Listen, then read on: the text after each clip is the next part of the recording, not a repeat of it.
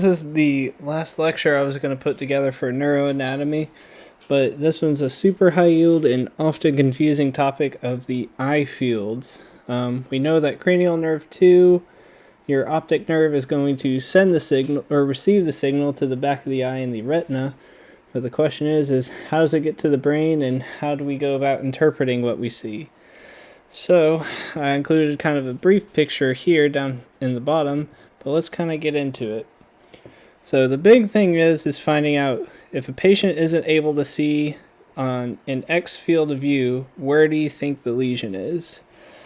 The one thing that I like to do is honestly just take this picture and just draw it out anytime you have like a visual field defect. Until you can get really good after doing multiple practice questions, is I would definitely recommend trying to draw this thing out until you get pretty knowledgeable on what your visual field defects look like.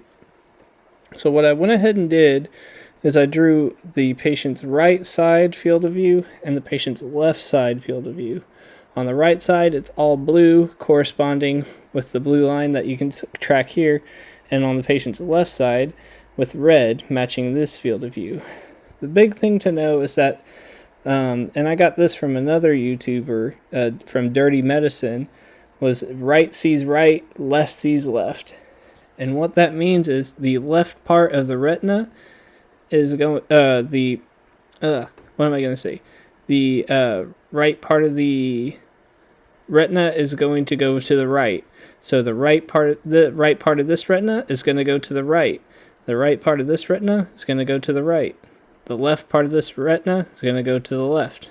The left part of the retina is going to go to the left. Obviously, the left part of the retina is taking in the right side field of the view, so that can get extremely confusing, and same with here.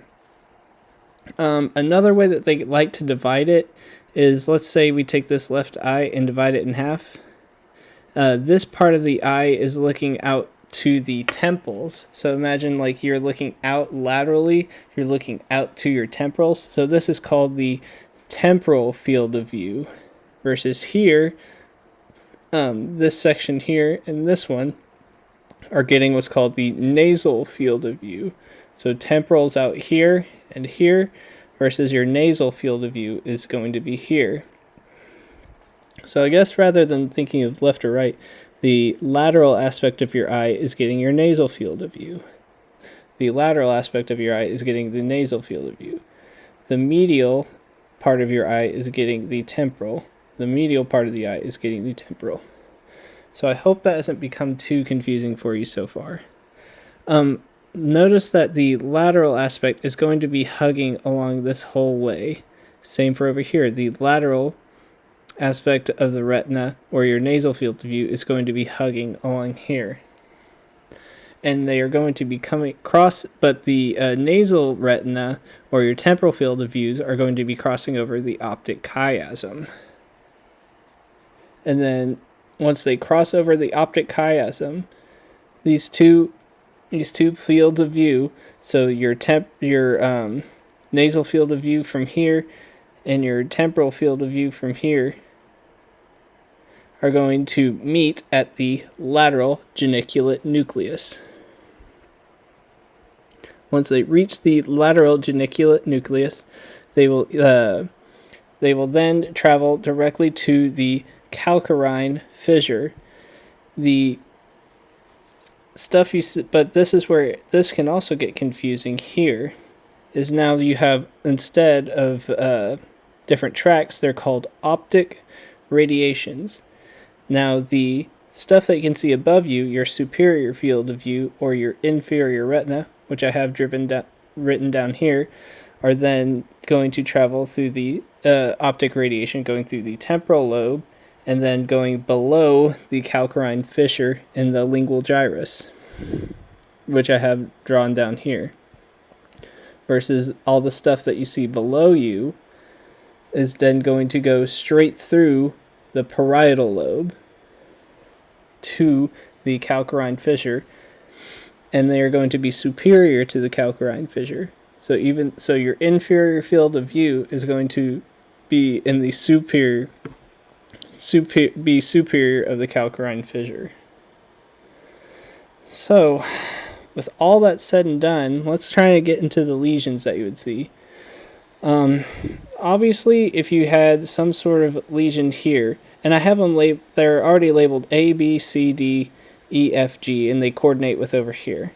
This one's the easy one, B. If you just straight up cut the optic nerve right here, you're just not seeing anything out of that eye. So that's called monocular vision. That one's the easy one. Another one, and I would have to say this is probably the most high yield thing, is this one, a lesion at the optic chiasm. Often, if your patient has like some sort of pituitary tumor where the pituitary gland, which is sitting right above this optic chiasm, grows so large that it's now pressing on it, or they'll have a embryological remnant called the craniopharyngioma, they will be pressing directly on the optic chiasm, and you will have something called bitemporal hemianopsia. That basically just means you can't see your temporal fields of view, which are here and here, which makes sense because your temporal fields of view are crossing over at the optic chiasm. So if you have something that's pushing on it, naturally you're not going to be able to see out them. The fields of view are represented here. This is going to be your left eye, and this is going to be the patient's right eye. Oftentimes whenever you have questions, they will tell you about a lesion and where you think it is, and then it'll just say answer choice A, B, C, D, E, F, G. Which field of view do you expect the patient to have? So like I talked about earlier, the patient would have bitemporal hemianopsia. So that means the patient will not see the temporal aspect of their vision because it is being occluded or pressed on right here at the synapse or optic chiasm. So if it's filled in dark, that means they can't see this field of view. And obviously for answer choice B here, or like a lesion at B, if it's fully filled in, that means they've completely lost vision on that aspect of the eye. So they have no use of their right eye. Now, this is where it can be a little bit difficult. Instead of it being bitemporal hemianopsia, it's going to be what's called contralateral homonymous hemianopia. So that means we have a lesion on the right, so it's contralateral, so that means they can't see out the left, even though the lesion is on the right. Homonymous, meaning that both the left and right side are both missing the left part of their field of vision. So the right eye is missing the nasal field of view, and the left eye is missing the temporal field of view. And once again, that kind of makes sense because we're losing out on the temporal field of view here, and we're missing out this guy, which is the nasal field of view in the right eye. So once again, the term for this is called contralateral homonymous hemianopia. And that's if the optic tract, not the optic nerve, but the optic tract is severed in some way, whether it be like some sort of cancerous growth or something that is pressing or ligated that nerve. So once again, optic nerve, optic tract. Now we get to the lateral geniculate body or lateral geniculate nucleus. This is part of the thalamus, and the thalamus will then be will be responsible for relaying the visual signal back to the occipital lobe. And it will and this is where it can get confusing. So rather than dealing with left and right, we are now dealing with superior and inferior fields of view. So letter E is responsible for dealing with the superior field of view. I also have it drawn up here. This optic radiation is called Meyers loop. It is famous because it goes through the temporal lobe, and then even though it does the superior field of view, it ends up being inferior or below the calcarine fissure. So there's a lot of superior and inferior going on, but that's the important thing to know. Because it's on the right side, you know that you're going to have a loss of vision on the left field of view. And because it's the superior field of view, you know you're going to be losing out on the left superior field of view whenever you have a lesion to Meyers loop or your superior optic radiation. How does this happen? So the temporal lobe is supplied by the middle cerebral artery. Let's say you had a stroke to the middle cerebral artery, and now you don't have blood supply to the temporal lobe or this superior optic radiation. And that's how you can come about having your contralateral superior quadrantopia. Quadrantopia meaning like these are divided into 4 quadrants. So it is the contralateral, or the opposite side, and it's the superior field of view, because once again we are doing with the superior optic radiation. And because all of the stuff that we're dealing with, like being able to view to the left there, or being able to view to the left there, is now hindered. So both of those eyes have lost the ability to see the upper left part of their field of view. And opposite goes with F. This is the inferior optic radiation, so it does the inferior field of view.